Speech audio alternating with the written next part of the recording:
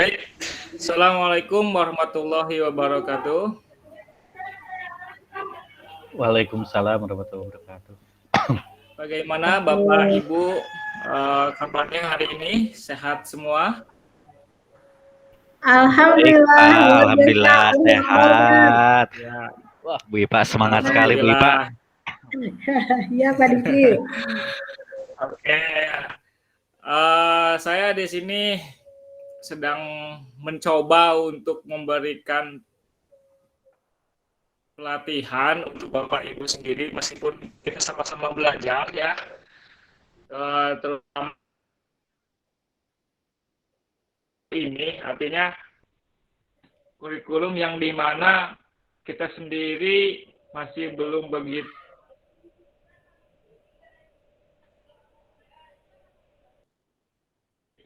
memahami, artinya rancangannya juga belum selesai dibuat, ya masih digodok gitu.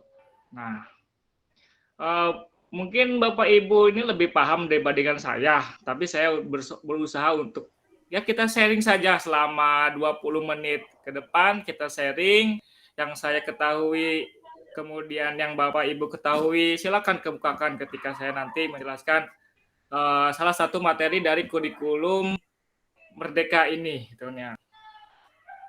Baik, saya akan coba presentasikan materi apa sih yang akan saya tampilkan hari ini. Ya, terutama saya sebagai awalan dulu deh. Nah, dari salah satu materi kurikulum Merdeka itu salah satunya yaitu ada yang namanya profil pelajar Pancasila. Bapak Ibu sudah mendengar sering ya Pancasila itu seperti apa gitu ya.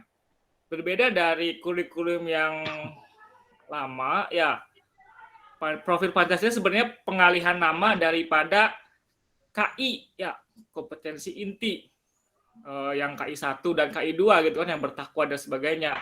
Namun ini lebih kelompokkan lagi ya. Nah, makanya ini saya akan coba share screen kepada Bapak Ibu.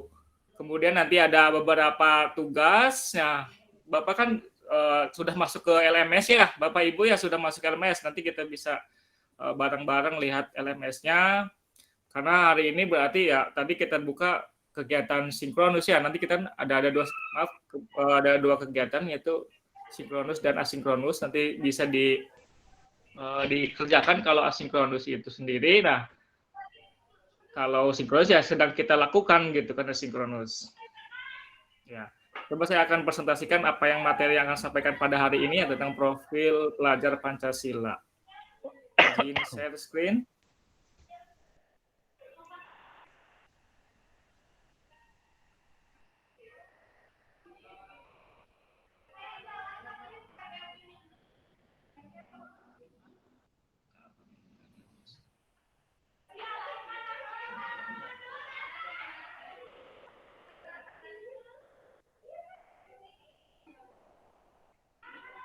Lihat Bapak Ibu?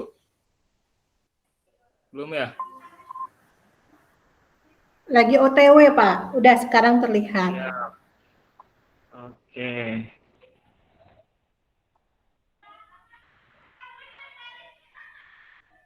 Nah, di sini ada beberapa yang harus kita pelajari. Di sini ada pendahuluan, kerangka dasar kurikulum, profil pelajar Pancasila, struktur kurikulum, prinsip pembelajaran dan asesmen. Itu adalah salah satu dari kurikulum Merdeka ini. Ya. Yang hari ini kita akan bahas yaitu profil pelajar Pancasila. Definisi apakah sih ya yang namanya pelajar Pancasila itu? Nah, di sini profil lulusan yang bertujuan untuk menunjukkan karakter dan kompetensi yang diharapkan diraih dan menguatkan nilai-nilai luhur Pancasila kepada peserta didik dan para pemangku kepentingan. Di sini ada 6 dimensi yang harus kita pahami satu persatu. Salah satunya yaitu beriman, bertakwa kepada Tuhan Yang Maha Esa, dan berakhlak mulia. Ya. Di sini beriman dan bertakwa itu diwujudkan ke dalam akhlak yang mulia, baik beragama, akhlak yang baik kepada diri sendiri, kepada sesama manusia, kepada alam, dan kepada negara kita ya, Indonesia. Next, berkebinekaan global. Nah, untuk mencapai berkebinekaan global, ya pelajar Indonesia harus dapat mengenal, menghargai budaya, berkomunikasi, berinteraksi ya, antar budaya, kemudian berefleksi dan bertanggung jawab terhadap pengalaman kebinekaan, serta berkeadilan sosial. Nah, di sini dalam kaitannya itu selama pembelajaran harus mengenal budaya, gitu kan ya. Berikutnya mandiri. Mandiri di sini yaitu pelajar Indonesia itu harus memiliki kesadaran akan diri sendiri dan situasi yang dihadapi serta memiliki regulasi diri. Pengendalian diri lah intinya. Kita bisa mengendalikan diri sebagai pelajar Indonesia gitu kan ya. Nanti kita mencetak pelajar Indonesia itu seperti orang yang mandiri. Berikutnya bergotong royong.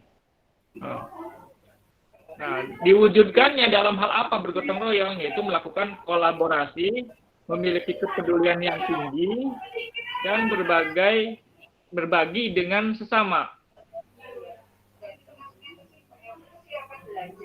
Nah, berikutnya yaitu bernalar kritis. Di sini seseorang atau pelajar Indonesia itu harus memperoleh dan memproses informasi serta gagasan dengan baik, lalu menganalisis dan mengevaluasinya, kemudian merefleksikan pemikiran dan proses berpikirnya. Ya, artinya pada zaman abad 21 ini penyebaran informasi sangat gencar, sangat cepat. Ya, bahkan kita harus memfilter banyak informasi-informasi yang palsu atau hoax ya. Harus kita filter dulu kebenarannya, kemudian mengecek juga kebenarannya, baru kita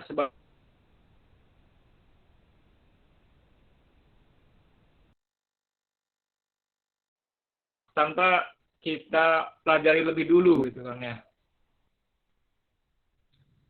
Berikutnya, oke, dilanjut. Berikutnya yaitu bernalar kreatif ya. Nah, terakhir kreatif. Jadi di sini pelajar Indonesia harus memiliki gagasan, karya, dan tindakan yang orisinil, memiliki keluasan berpikir dalam mencapai alternatif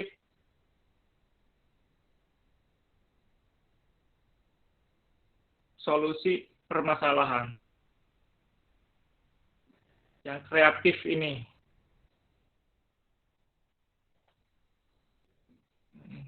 Ya. Jadi peserta didik ini harus memiliki ke-6 dari dimensi atau elemen dari profil pelajar Pancasila. Nah, dari mana sih profil pelajar Pancasila itu ada? Ya. Nah, di sini kita bisa melihat di presentasi bahwa adanya profil pelajar Pancasila itu dari Ki Hajar Dewantara ya, yang telah mengkonstruksikan visi pendidikan Indonesia yang menjadi penting atau jadikan acuan sistem pendidikan nasional. Kemudian dikaitkan dengan tujuan pendidikan nasional dalam Undang-Undang Republik Indonesia Nomor 20 Tahun 2003 tentang Sistem Pendidikan Nasional Pasal 3. Nah, kegunaannya sebagai profil pelajar Pancasila ya, Bapak Ibu bisa mempelajari dalam kehidupan sehari-hari, terutama untuk mengupayakan tujuan dan visi pendidikan tersebut kepada seluruh pemangku kepentingan pendidikan.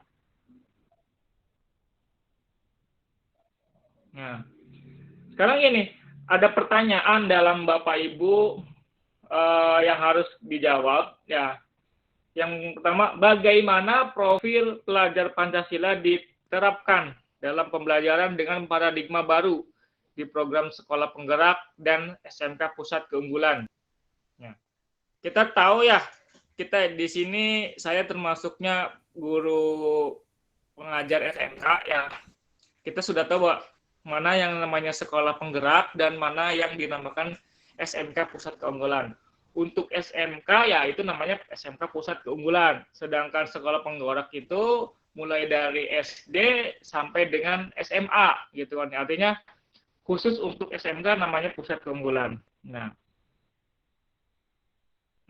silakan. Sekarang saya ingin mengetahui pendapat Bapak Ibu. Ya, di sini ada Bu Ifada dan Pak Diki. Bagaimana sih profil pelajar Pancasila itu diterapkan dalam pembelajaran? Enggak, ada yang punya pendapat? Ibu Ifada atau Pak Diki? Dipersilakan.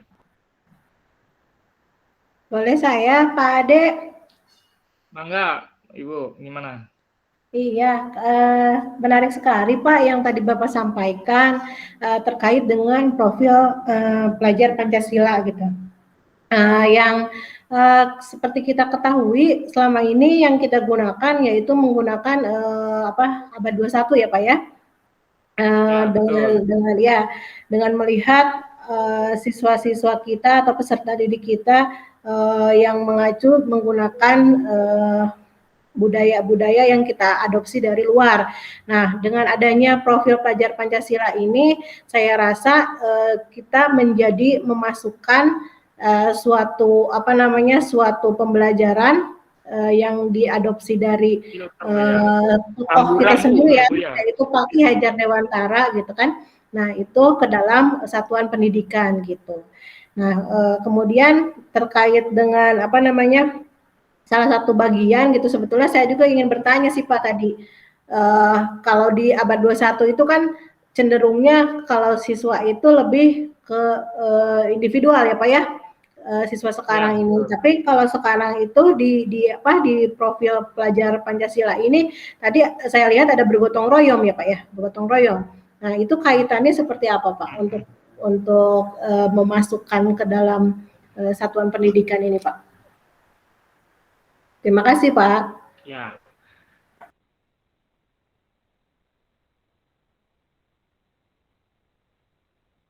Ya, terima kasih Bu Ifada. Nah, di sini ada dimensi bergotong royong. Ya.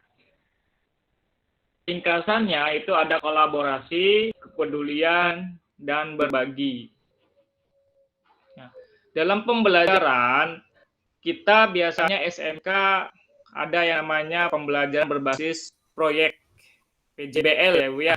Nah, di sini masuklah dimensi profil pelajar Pancasila bergotong royong. Untuk apa? Untuk mengerjakan sebuah proyek tersebut.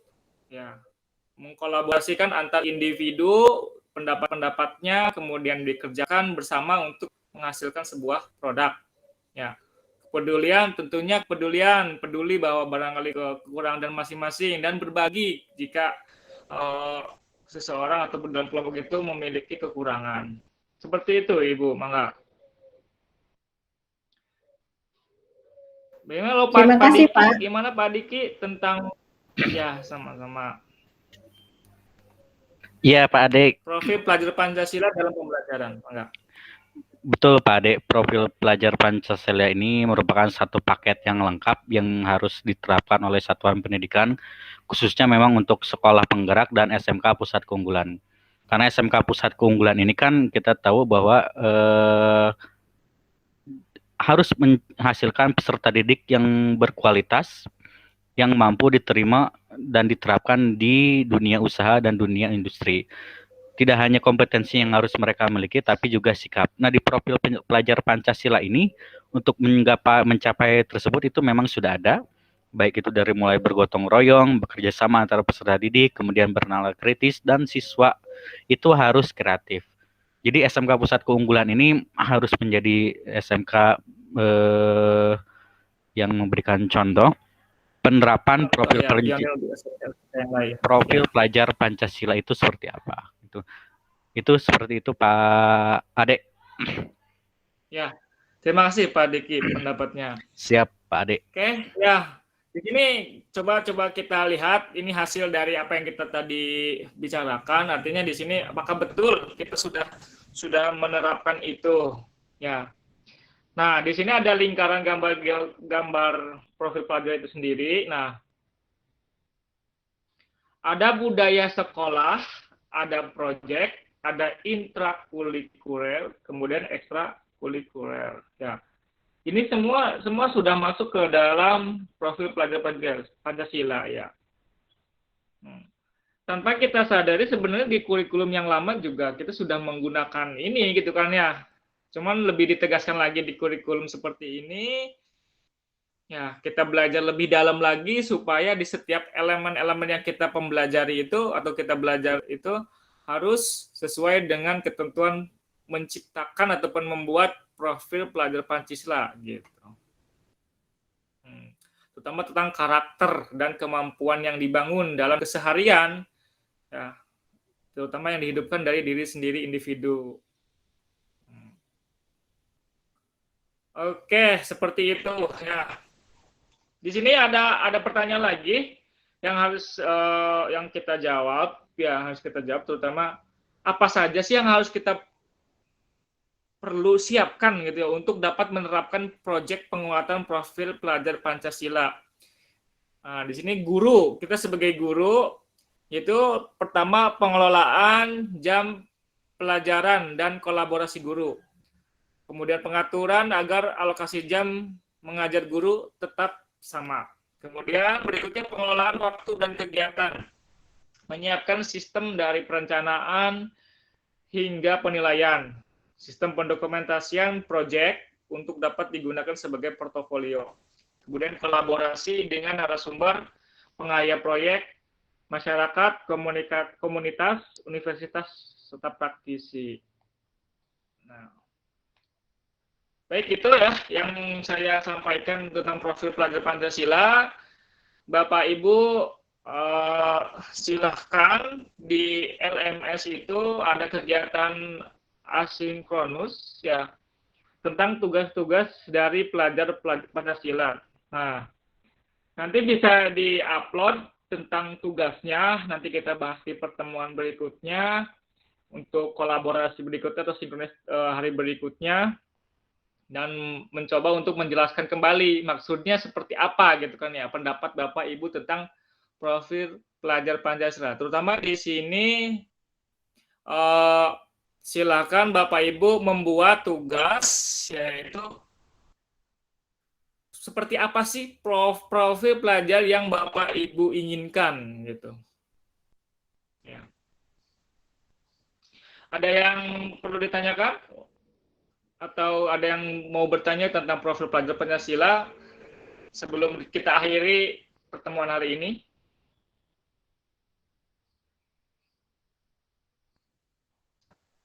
Sudah cukup Pak, terima kasih Cukup Pak. Pak, terima kasih. Ya, terima kasih. Kesimpulannya ya artinya kita harus menerapkan profil pelajar Pancasila dalam pembelajaran ya untuk mendukung sebuah kurikulum merdeka yang tentunya ini ada kurikulum yang sudah digodok dan insya Allah akan bermanfaat peserta didik ya. Dan kita sebagai guru harus selalu siap dan semangat ya untuk mendukung seperti ini. Oke. Terima kasih. Apabila ada perkataan yang menyinggung di hati, saya mohon maaf. Assalamualaikum warahmatullahi wabarakatuh. Waalaikumsalam. Waalaikumsalam warahmatullahi wabarakatuh. Yeay. Pak Ade, selamat. Mantap Pak Ade, benar. Mantap. Terima kasih Ibu.